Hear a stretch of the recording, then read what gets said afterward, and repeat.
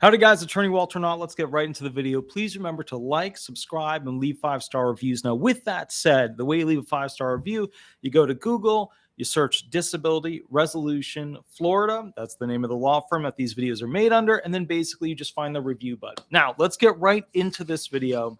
I keep getting this question over and over again, so I thought I would go ahead and make a video about it. Now, a lot of people ask me, who are the 5 most dangerous disabled people, individuals, claimants, beneficiaries that you've represented, before the Social Security Administration? Now, obviously, I can't talk about specific individuals because they're protected by attorney-client privilege. So I can't go into who they are. And I have represented some of the most dangerous individuals in the United States, at least that I know, and that I've read the criminal profiles on.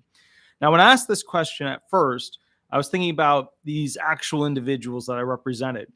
However, since I can't talk about them, we're going to talk about the categories that these individuals usually come from. Okay.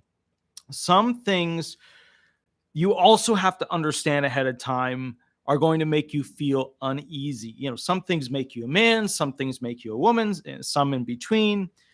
But what these murderers and rapists have done are part of something that is beyond what we see as tough.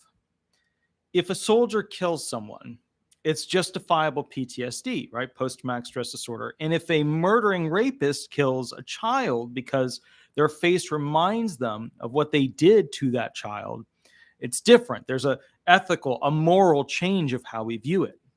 Now, people who grow up on a farm know that city folk are, for the most part, fragile.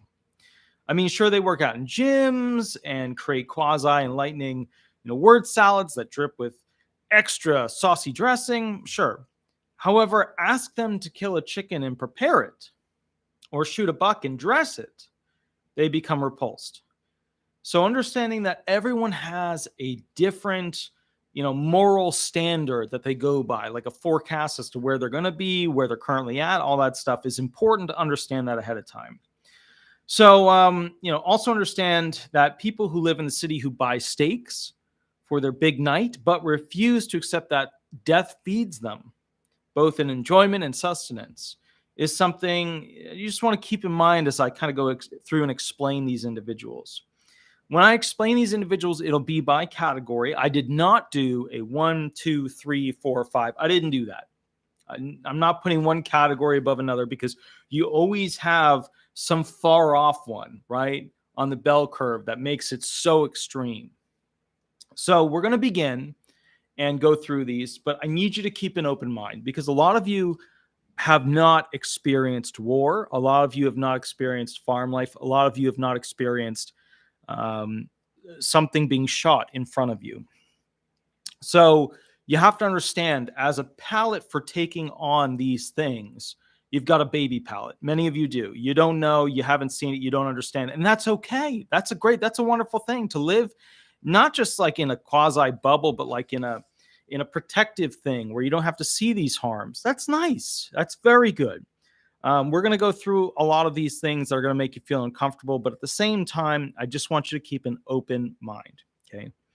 So have I ever represented individuals who have highly contagious infectious diseases? Yes. I've been quarantined before. Yes. I've had to seek medical treatment after working with them because there was the potential that I had caught what they had because it was highly infectious. Yes. This is a category that I would put some of the most dangerous people in because these individuals, these disabled, many of them, frankly, don't know, especially the homeless, what they have. And the reason why is, having sex for a homeless person, it's different, less of the idea of the condoms, less of the idea of like the safe partner. They're also interacting with people on a much more personal and social level because, that somebody was eating that, they grab it, they eat it, etc. So there's a sharing of these bacteria, these viruses, these fungal situations at a much higher level. Yes, infectious disease individuals do happen. I was even one time quarantined at the Social Security field office on Lake Linda Drive. And so I was the first person to ever have that done to at that facility. So, but again, they all knew I represented many of these homeless individuals. Sorry, I'm a little bit sweaty because I was outside moving trailers by hand. I don't know why I didn't hook them up to the tractor. The next group of individuals that you have to really watch out for that are particularly dangerous are low IQ, low intellectual quotient individuals. Low IQ disabled claimants, you'll tell them something and they'll always remember it wrong, or most of the time remember it wrong. And then they'll create up their own little stories to like make it make sense in their brain. And so these individuals can be very calm and then lose it because they heard something, didn't understand it, reconfigured it in their brain, and then by the time it got out of their ear, left their mouth, however you want to put it, they had a very different understanding of what you said to them. So if you said to them the color of the sky is blue, by the end of the day it could be yellow, and they hate yellow and they lose it because you are saying that something they thought was different is actually something they hate. So you have to be very careful with low IQ individuals because if they have the potential of getting excited, getting angry, and getting hostile, they don't understand right and wrong like other individuals who have the normative standard of intelligence. That, to some people, will say, how dare you say that? But again, city folk, people who live in the la-la land of happiness, which I would love to return to it, but they don't really understand that there are individuals out there. It's like with a lot of these lawmakers. You see these senators and House reps, and they're always telling us about like this law will change. Blah, blah, blah. And I'm sitting there going through my head, like, 3 bullet points will pop up and be like, this law is going to ruin that, screw up that, and force that. The problem that a lot of people don't realize is that some humans do not follow what they expect is the norm because they can't. They just can't. Like low intellectual quotient individuals just do not have the capacity to do what the normative standard is. A lot of issues that I see with people is that they will see their family members and think that that is the norm and the average. And for a lot of families, they have a norm and an average, and it works with the whole ethical, moral, standard, and that works. But and this is one thing, I don't think it would be terrible for every person in America to at one point try to help. Like, to be an American, you have to at some point, it doesn't have to be a big thing, but try to help somebody with a low IQ. They'll very quickly realize that that individual lives in a very different world. And that whole city folk identity of like, we're going to make everybody magically live perfectly happily together with all the same, rules and changes and make a perfect little HOA, you would realize that that doesn't work. You have to have a society that caters specifically for individuals who basically go ahead and can't grasp regular morals and ethics.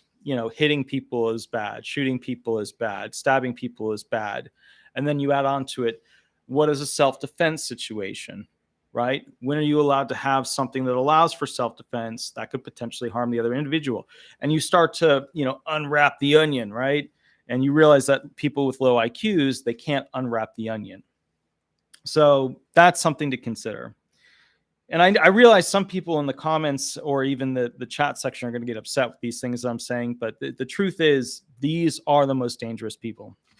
I've been practicing disability law since basically I worked for other attorneys like 15 years ago, where I was still in law school and stuff. And then 10 years ago to basically September 27th, it'll be 10 years for me owning my law firm. So, all right, next one, veterans and their PTSD.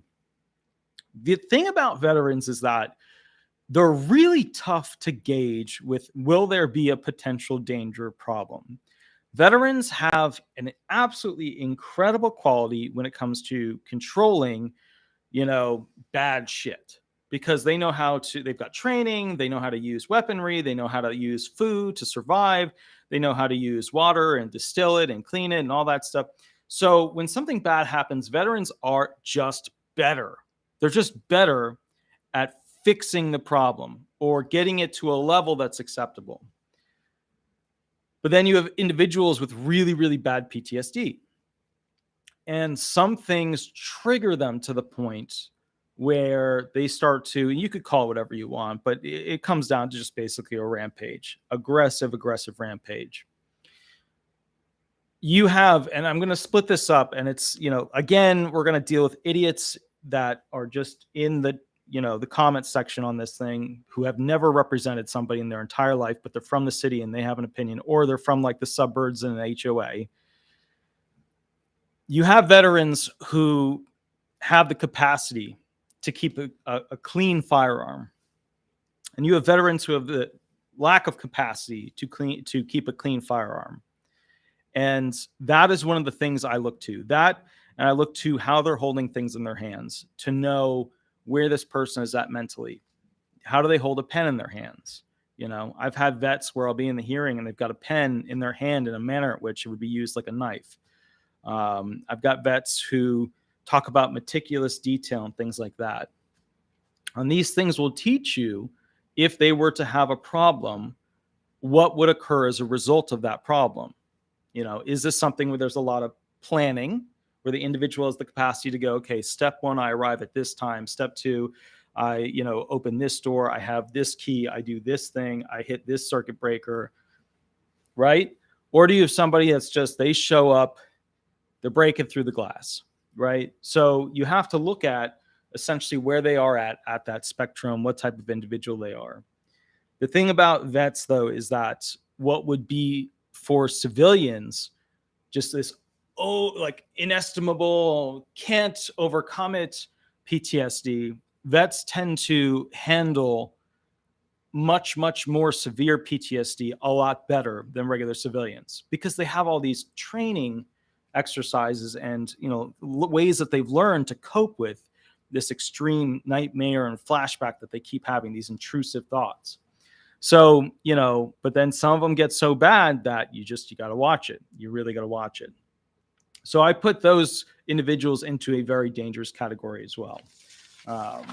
Next one over here would be those that are homicidal. So as you guys know, of course, I've represented a significant amount of homicidal people. Homicidal is where you want to kill others. Suicidal is where you want to kill yourself.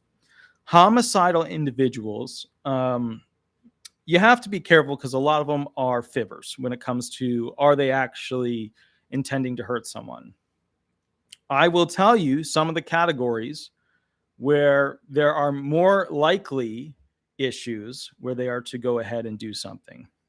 One of those categories that I've seen and represented people on, where things in the record add up. But remember, I have to see what I can see, and I'm a disability attorney. I'm not a criminal attorney. So when I read their criminal record, and I read their academia record, and I read their medical record, and I read civilian administrative documentation on them, my job is as a disability attorney. But there are individuals who have a higher tendency to cause destruction or death and are homicidal. An example of those individuals would be somebody whose brother or sister was killed by a law enforcement individual, especially if there is a racial tension there. So let me give you a hypothetical. I'm not saying this is my client, but or that somebody that I've represented in the past, but I can say that there are some similarities here. Let's say you have an individual, and that individual is a famous drug dealer. And that individual's brother used to work for the famous drug dealer as a runner. And that brother ends up getting killed by the police while running drugs. Now, the police in this instance were white, the brother, and of course the claimant were black. Now, the drug dealer that I represented had an extreme hatred for white law enforcement, because as a result of essentially his brother getting killed, it warped his mind immensely. Yes, the brother was doing illegal actions with drugs. Yes, he was running at the time. Yes, all those factors were there, but it didn't matter. It didn't matter because he only saw the loss of his brother. There was no like, well, he shouldn't have been doing that. There was none of that. This was pure, they took the life of my brother. In that instance, the likelihood of homicidal tendencies extremely high. When you combine loss of a family member and racial aggression, you end up with a powder keg, because the person feels very strongly that they are not safe, because the same thing could happen to them because it happened to their brother. Oh, I got my doggies doing some security on me. So they don't feel safe. And then there's the betrayal at the blood level, right? They no longer have their brother. So to them, that's the ultimate betrayal. Like, what can you take from somebody that isn't material that would hurt them immensely? Their family. Then you have somebody who is knowledgeable about drugs, firearms, usually some sort of explosive material. And, what you end up with is a highly capable homicidal individual. And again, I mentioned to you, I am not a criminal attorney. I could do that law if I wanted to. I just, from the perspective of that particular client situation, I review it and view it solely within the parameters of a disability attorney. Next one, suicidal. Suicidal individuals sometimes can be very dangerous because what they do will end up putting a lot of other people in harm's way. Some people have the moral, ethical standards of if they're going to hurt themselves, it's their own problem, that's their own fault. Some people have that feeling. Then on the other side, you have some people who go, well, we as a society should watch over people and make sure that they're okay. Where do I stand on it? It's a case-by-case situation. You have some people who are suicidal with reason, and some people who are suicidal where they're just born that way, and there's nothing you can do about it. And then some people are suicidal for reasons that are just like, how did you got to it from that? Wow, So the ultimate thing is that an individual who might try to take a bunch of pills, they're just hurting themselves. And of course, their family will be sad, but they're not injured. Then you have individuals who will jump out of a building onto a busy street. You have individuals who will jump in front of cars on highways. You have individuals who will try to attack a group of people and then allow that group of people to basically murder them or kill them or however you want to put it. So in that sense, suicidal individuals can be very dangerous. The means by which they commit, like there's another thing too, like if you take a suicidal person and they take the means to go ahead and end their life and it involves explosive tendencies and you put them towards something that is like, important, like an electrical system outside of a hotel or outside of a hospital, like by the generator and the electrical inputs, you end up with a suicidal person who causes massive, massive damage to a lot of other people. So that's something to think about. Then you have what I call the ticking time bomb people. Neurological cardiovascular individuals. I've represented a whole bunch of them. And I'll tell you that the big thing with them is that moving machinery, whether it's heavy machinery, a car, a van, a truck, whatever, could be a front loader, could be an excavator. Moving machinery is not their friend. Cardio people, heart stuff, neurological, right? All of a sudden, they pass out or they die. And the moving machinery keeps moving. And so what you end up with is basically a vehicle that is now turning into a weapon of destruction. And that happens where those individuals, unfortunately, and it's one of those things, when you're driving a car and you lose consciousness, I think a lot of people don't realize that too.